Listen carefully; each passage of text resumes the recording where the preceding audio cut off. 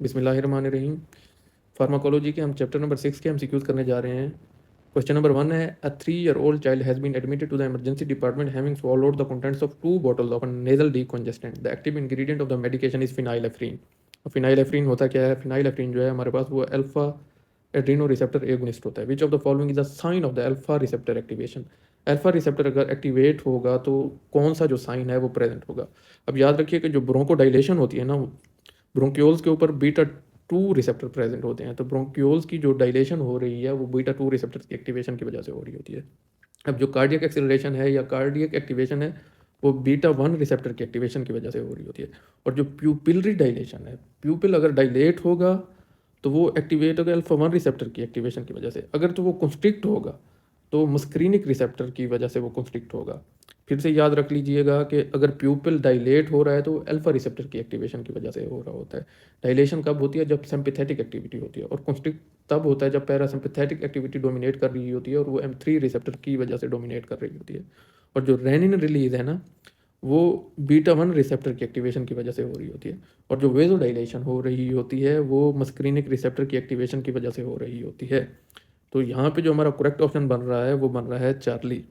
Question number 2 के ऊपर आते हैं। Mister green is a 60-year-old man with atherosclerosis and poorly controlled hypertension of 170/110 mmHg. He has been taking several antihypertensive drugs including minoxidil. Minoxidil is a powerful arteriolar vasodilator that does not act on the autonomic receptors. अब ये point याद रखने हैं। एक तो वो vasodilator है और दूसरा किसी भी ऑटोनोमिक रिसेप्टर के ऊपर उसका कोई इफेक्ट नहीं हो रहा। Which of the following effect will be observed if no other drugs are use? तो अब इसमें देख लें कि बाकी अल्फा के अलावा चारों के चारों जो हैं वो इनकोरेक्ट हैं।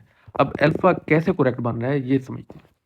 आप देखेंगे जैसे ही वेजोडाइलेशन होती है तो जो बेरो रिसेप्टर्स हमारे प्रेजेंट होते हैं आर्च ऑफ एओर्टा के ऊपर या बाइफर्केशन होती है जहाँ पे, तो बेरो रिसेप्टर्स को ऐसा लगता है कि जो हमारा ब्लड प्रेशर है वो डिक्रीज़ हो गया है।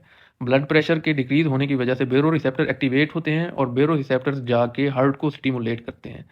हार्ट को स्टिमुलेट करेंगे तो हार्ट की पंपिंग भी ज़्यादा होगी और उसकी कॉन्ट्रैक्टिलिटी भी ज़्यादा होगी। लिहाजा टेकिकार्डिया हो जाता है और इंक्रीज कार्डियक कॉन्ट्रैक्टिलिटी हो जाती है। तो इसका करेक्ट ऑप्शन जो है वो अल्फा बन रहा है। क्वेश्चन नंबर 3 है, full activation of parasympathetic nerve is likely to produce which of the following effect? अब पैरासिम्पैथेटिक नर्व्स कब एक्टिवेट होती हैं? जब बंदा रेस्ट के ऊपर होता है। अब तो रेस्ट के ऊपर अगर बंदा होगा तो उसे ज़्यादा ऑक्सीजन की ज़रूरत नहीं होती, तो इस वजह से ब्रोंकोडाइलेशन तो हो ही नहीं सकती। ये गलत हो गया। बीटा है इसका डिक्रीज इंटेस्टाइनल मोटेलिटी। अब याद रखें जब भी बंदा रेस्ट के ऊपर होता है तो डाइजेशन ज़्यादा हो रही होती है, तो इंटेस्टाइनल मोटेलिटी रेस्ट के ऊपर इंक्रीज हो जाती है ना कि डिक्रीज हो जाती है। इस वजह से बीटा भी इनकोरेक्ट हो गया। Increase thermoregulatory sweating. अब जो स्वेटिंग क्यों हो रही होती है कि बंदे को कूलिंग इफेक्ट चाहिए होता है और कोई बंदा अगर एक्सरसाइज वगैरह कर रहा हो तो तब जाके स्वेटिंग होती है। फाइट एंड फ्लाइट की कंडीशन में स्वेटिंग होती है। अगर बंदा रेस्ट के ऊपर हो तो उसे थर्मोरेगुलेटरी स्वेटिंग की ज़रूरत नहीं होती, होती है लेकिन इतनी ज़्यादा नहीं होती, तो इस वजह से थर्मोरेगुलेटरी स्वेटिंग भी नहीं होती। चार्ली भी हमारे पास इनकोरेक्ट हो गया। अब आ जाते हैं डेल्टा के ऊपर। इंक्रीज प्यूपिलरी कंस्ट्रिक्टर टोन यानी कि म्योसिस हो जाती है। अब म्योसिस क्यों होती है रेस्ट के ऊपर? बंदा रेस्ट के ऊपर बैठा है, फ़र्ज़ करें कि वो कोई किताब वगैरह पढ़ रहा है, वो किसी चीज़ के ऊपर फोकस कर रहा है। अब फोकस करने के लिए जो हमारे प्यूपल्स कंस्ट्रिक्ट होते हैं और जो है म्योसिस करा देते हैं। जब बंदा फाइट एंड फ्लाइट की कंडीशन में होता है तो प्यूपिल्स डायलेट हो जाते हैं, रेस्ट में म्योसिस हो जाती है। तो इसका जो है हमारे पास ऑप्शन डेल्टा ठीक बन रहा है। और रेस्ट के ऊपर हार्ट रेट इंक्रीज़ क्यों होगा? वो तभी इंक्रीज़ होगा अगर कोई आप कांट करके बैठे हुए हैं, लेकिन अगर रेस्ट के ऊपर हैं तो हार्ट रेट डिक्रीज़ ही रहता है। तो इसलिए इसका जो है ईटा भी इनकोरेक्ट है, तो डेल्टा ठीक हो। क्वेश्चन नंबर 4 और 5 को समझिए। वो कहते हैं कि question number 4, assuming the structure is a part of sympathetic system. अगर तो ये जो उन्होंने डायग्राम दी हुई है और अगर वो कहते हैं कि ये सिंपैथेटिक सिस्टम का पार्ट है तो norepinephrine act at which of the following sites in the diagram? तो नॉरएपिनेफ्रिन किन साइट्स के ऊपर एक्ट कर रही होती है? तो याद रखिएगा कि जितने भी न्यूरॉन्स हैं वो सेंट्रल नर्वस सिस्टम से आ रहे हैं तो सारे के सारे एसिटाइलकोलिन रिलीज़ कर रहे होते हैं, चाहे वो सिंपैथेटिक हैं चाहे वो पैरासिम्पैथेटिक हैं।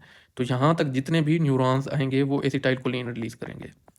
आगे अगर जाएं, अगर वो होंगे पैरासिम्पैथेटिक तो एसिटाइलकोलिन रिलीज़ करेंगे, अगर सिंपैथेटिक होंगे तो इस पॉइंट के ऊपर वो आके नॉरएपिनेफ्रिन रिलीज़ करेंगे।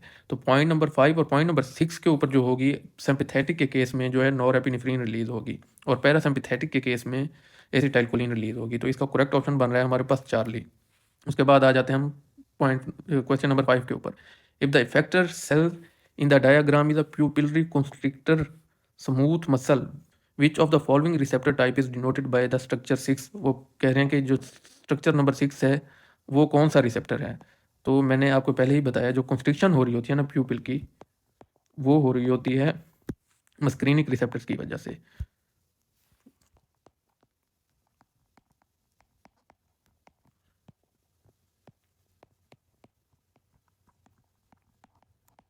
और जो प्यूपिल की डायलेशन हो रही होती है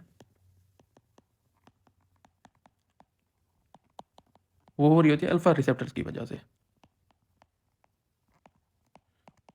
अब उन्होंने कहा कि प्यूपिल की कंस्ट्रिक्टर मसल हैं। अब कंस्ट्रिक्शन हो रही होती है M3 रिसेप्टर की वजह से, और M3 रिसेप्टर्स के ऊपर जो है कौन सा सिस्टम है एक्ट कर रहा होता है, तो वो एक्ट कर रहा होता है पैरासिम्पैथेटिक सिस्टम एक्ट कर रहा होता है। इसका जो करेक्ट ऑप्शन बन रहा है ना वो डेल्टा बन रहा है। Question number 6. A 40-year-old man with the history of major depression is admitted to the emergency department following a suicide attempt with a drug overdose.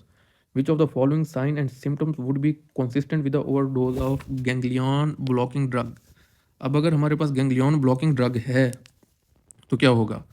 अब अगर कोई भी गैंग्लियन ब्लॉकिंग ड्रग है वो गैंग्लियन को ब्लॉक कर देगी तो ना ही पैरासिम्पैथेटिक नर्वस सिस्टम के न्यूरोट्रांसमीटर रिलीज होंगे और ना ही सिम्पैथेटिक नर्वस सिस्टम के न्यूरोट्रांसमीटर रिलीज होंगे। पैरासिम्पैथेटिक भी है उसके भी न्यूरोट्रांसमीटर रिलीज नहीं हो रहे और सिम्पैथेटिक नर्वस सिस्टम के न्यूरोट्रांसमीटर भी रिलीज नहीं हो रहे हो। अब जब ये दोनों ही ब्लॉक्ड हैं तो कौन सा इफेक्ट प्रोड्यूस होगा। तो अब जो एक हार्ट की इंट्रिंसिक एक्टिविटी होती है ना वो होती है 110 टू 110 बीट्स पर मिनट। तो टेकिकार्डिया होता है। इंट्रिंसिक एक्टिविटी ये है कि अगर पैरासिम्पैथेटिक और सिम्पैथेटिक सिस्टम दोनों ही ब्लॉक कर दिए जाएं तो हार्ट की जो बीट होती है वो 1 to 110 बीट्स पर मिनट होती है।